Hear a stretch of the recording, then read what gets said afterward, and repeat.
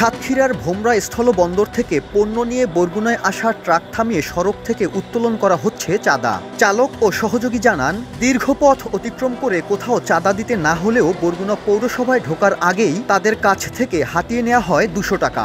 ভোমরা border থেকে আইছি, কোথায় জায়গায় লাগে না, এই বরগুনায় ঢুকতে গিয়ে 200 টাকা চাঁদা লাগছে। এই পৌরসভার বলে পৌরসভা 200 টাকা লাগছে। বরগুনা এখনো কোনো বন্ধ হয় নাই, শব্দ বন্ধ হয়েছে, এখানে বন্ধ হয় নাই। বরগুনা পৌরসভার টোলের নামে শহরের প্রবেশপথ, প্রোক ব্রিজ, পৌর বাস টার্মিনাল ও সোনাখালী এলাকায় প্রকাশ্য দিবালোকে সব প্রকার যাত্রী ও পণ্য পরিবহনের গাড়ি থেকে প্রতিদিন 1.5 লক্ষ টাকা আদায় করা হচ্ছে।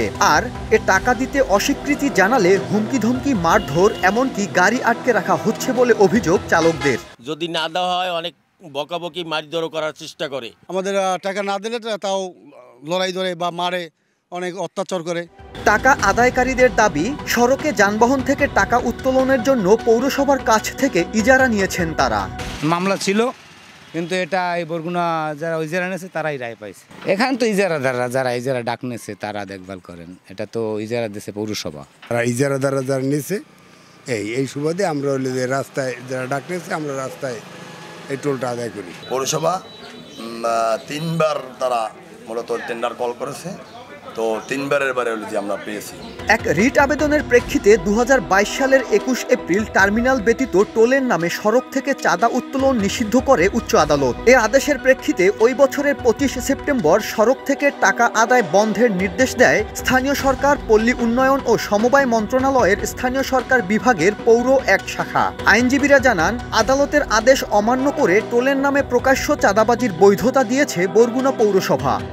এই অবৈধভাবে টাকা আদায়ের কারণে আমাদের পরিবহন ব্যয় কিন্তু বেড়ে যাচ্ছে, একই সাথে জনগণের ভোগান্তি বেড়েছে। বরগুনা পৌরসভা বিভিন্ন সড়ক থেকে যে টোল আদায় করতেছে তা সম্পূর্ণ চাঁদাবাজি এবং আদালতের আদেশের পরিপন্থী। টার্মিনাল যদি না থাকে তো সেখানে অস্থায়ী টার্মিনাল হিসেবে ব্যবহৃত হইবে, নিজেরা ঘোষণা দিয়ে সেখানে তো অবকাঠামোর সুযোগ সুবিধা না দিয়ে তো সেখানে কিছু নেওয়া যাবে না। এ বিষয়ে বক্তব্য দিতে রাজি হয়নি বরগুনা পৌরসভা কর্তৃপক্ষ ও জেলা পুলিশ। তবে বিষয়টি খতিয়ে দেখার আশ্বাস জেলা প্রশাসনের। এটা যদি করে থাকে এটা অবশ্যই একটা অন্যায়, এটা একটি বিধিবহির্ভূত কাজ।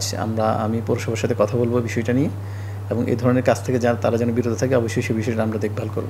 সংশ্লিষ্টরা জানান, বছরে বরগুনা পৌরসভার 3টি স্থানে যানবাহন থেকে প্রায় কোটি টাকা চাঁদা আদায় করা হয়। সাইফুল মিরাজ, সময় সংবাদ, বরগুনা।